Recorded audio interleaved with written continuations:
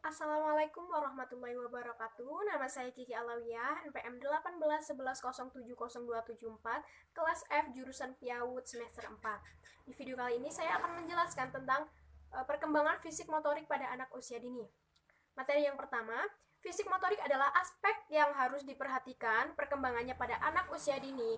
Perkembangan motorik sering dijadikan sebagai tolak ukur atau sebagai patokan agar terlihat apakah anak itu sudah tumbuh dengan baik atau belum. Jadi stimulus yang tepat sangat dibutuhkan untuk perkembangan ini.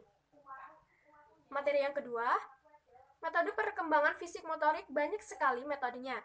Salah satunya adalah metode dipilih sesuai dengan strategi kegiatan karena metode adalah cara untuk mencapai sebuah tujuan. Metode disesuaikan dengan karakteristik anak, kemampuan gerak anak, gerak kasar dan halus pada anak, mengelola gerak pada anak, mengontrol gerak tubuh dan koordinasi keterampilan tubuh, dan cara hidup sehat anak itu sendiri. Tidak mengakibatkan cedera, rasa takut, dan rasa kecemasan pada anak, tepat dan fasilitas yang tepat, dan guru yang dapat mengevaluasi dengan baik tumbuh kembang pada anak.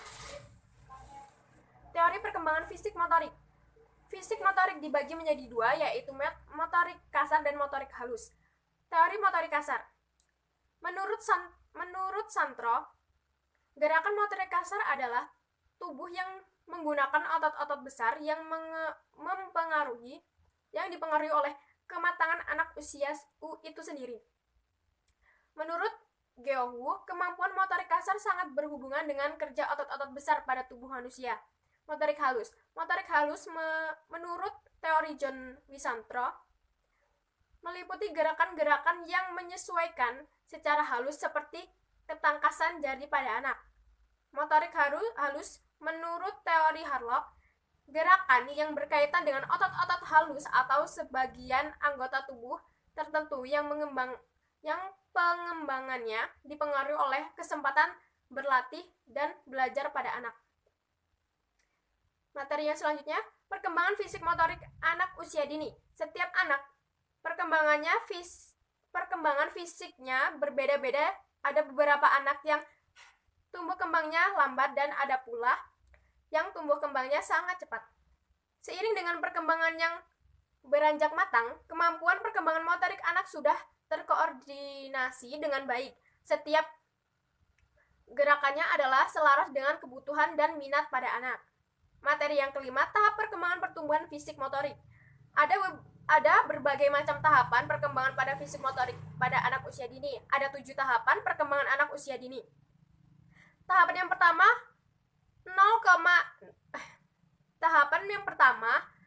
sampai 3 bulan melatih motorik halus dengan memberikan benda-benda yang dapat digenggam oleh anak.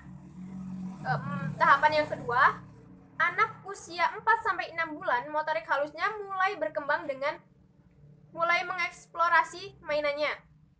Tahapan ketiga, anak usia 7 sampai 9 bulan motorik halusnya berkembang dengan kemampuan menggapai mainan. Tahap keempat, anak usia 10 sampai 12 bulan dapat mempertahankan keseimbangan dengan posisi duduk saat melempar bola dan bertepuk tangan sebagai perkembangan motorik halusnya. Tahapan yang kelima, anak usia 1 sampai 2 tahun kemampuan motorik halusnya seperti bisa menyusun menara dari balok. Tahapan yang keenam, anak usia 2 sampai 3 tahun sudah bisa diajak berkreasi. Tahapan yang terakhir, 3 sampai 4 tahun motorik halus si kecil mampu menunjukkan kemajuan dengan pandai mengoleskan lem dan rapih dan mewarnai dengan rapi. Materi yang keenam, ruang lingkup perkembangan fisik motorik. Ruang lingkup perkembangan fisik motorik. Perkembangan fisik merupakan perkembangan yang signifikan bagi anak. Menurut Harlock, perkembangan fisik anak usia dini mencakup 4 aspek, yaitu aspek sistem saraf, otot-otot yang mempengaruhi perkembangan, kelenjar endokrin yang menyebabkan munculnya pola-pola tingkah laku baru, struktur tubuh yang meliputi berat dan proporsi tubuh pada anak. Materi yang ketujuh, bentuk dan jenis mainan anak untuk perkembangan fisik motorik anak. Bermain di dalam ruangan, bermain di luar ruangan, bermain dengan alat, dan bermain tanpa alat. Perkembangan fisik motorik melalui permainan kreatif pada anak. Istilah permainan kreatif sebenarnya tidak mengacu pada tipe-tipe permainan, tetapi pada pendekatan pembelajaran yang digunakan. Pendekatan permainan kreatif digunakan sebagai dasar untuk mendorong dan merancang sebuah kurikulum yang disebut dengan model kurikulum permainan kreatif. Model ini awalnya dikembangkan oleh Universitas Tennessee pada tahun 1985. Materi yang ke-9, indikator perkembangan fisik motorik anak usia dini. Menurut Havelock, perkembangan fisik motorik anak usia dini mencakup 4 aspek, yaitu sistem saraf, otot, perkembangan kelenjar, endokrin, dan struktur tubuh. Materi yang ke-10, perkembangan pembentukan kesegaran jasmani. Program pendekatan kesegaran jasmani meliputi A. Latihan kekuatan adalah kemampuan otot untuk melakukan kontraksi guna membagikan ketegangan terhadap suatu tekanan. Yang B. Latihan kecepatan dan kemampuan untuk melakukan gerakan yang sejenis secara berturut-turut dalam waktu yang sesingkat-singkatnya, atau kemampuan untuk menempuh suatu jarak dalam waktu yang sangat cepat. Yang C. Latihan kelincahan adalah kemampuan untuk mengubah arah dan posisi tubuh dengan cara dan tepat pada waktu yang sedang bergerak tanpa kehilangan keseimbangan dan kesadaran atau posisi tubuhnya. Materi yang ke-11, unsur-unsur kesegaran jasmani. Itu ada kekuatan, daya tahan, kecepatan, kelincahan, kelentukan, dan koordinasi.